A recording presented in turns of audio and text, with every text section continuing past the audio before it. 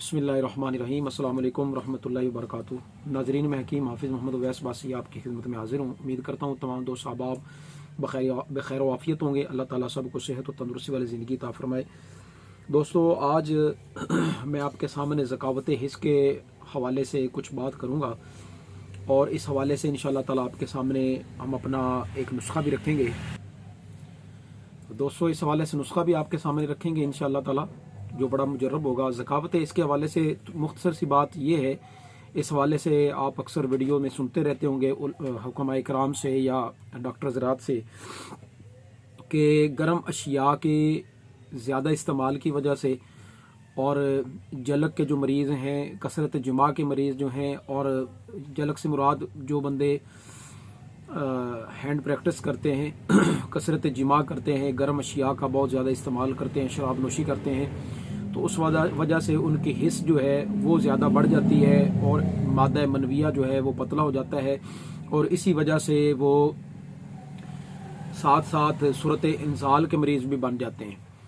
तो इसकी थोड़ी सी तारीफ़ ये भी होगी ज़कावत हिस्स के हवाले से, इसको समझने के लिए कि ज़कावत हिस्स क्या होती है। जब आप किसी से फ़ोन पर बात कर रहे हो तो कतरे निकलना शुरू हो जाएं और ज़्यादा निकलें, इतने कतरे निकलें कि आपकी शहवत जो है वो टूट जाए।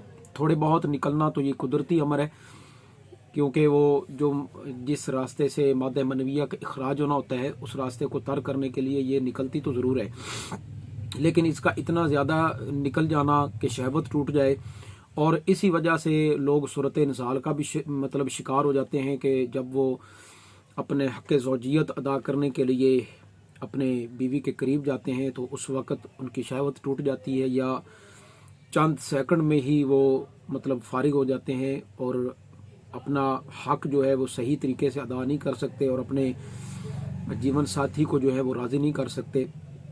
तो इस हवाले से हमारा एक मतलब का नुस्खा जो अल्हम्दुलिल्लाह हमने कई मरीज़ों पे इस्तेमाल करवाया, तजर्बा अल्हम्दुलिल्लाह ये हमारा कामयाब रहा, नुस्खा अल्हम्दुलिल्लाह हमारा कामयाब रहा।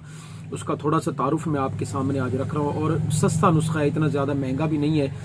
ये है हमारा सफ़ूफ़। ज़कावत हिस्स के हवाले से ये हमारा सफ़ूफ़ है, और ये जो हम मजून तैयार करते हैं ज़कावत हिस्स के हवाले से, ये दोनों चीज़ें इंशाअल्लाह ताला, इससे क्या होगा कि एक तो ज़कावत हिस्स जो बड़ी हुई हिस्स है वो नॉर्मल हो जाएगी, और उसके बाद मादा मनविया भी गाढ़ा होगा, मादा मनविया भी गाढ़ा होगा और हिस्स भी ख़त्म होगी इंशाअल्लाह ताला।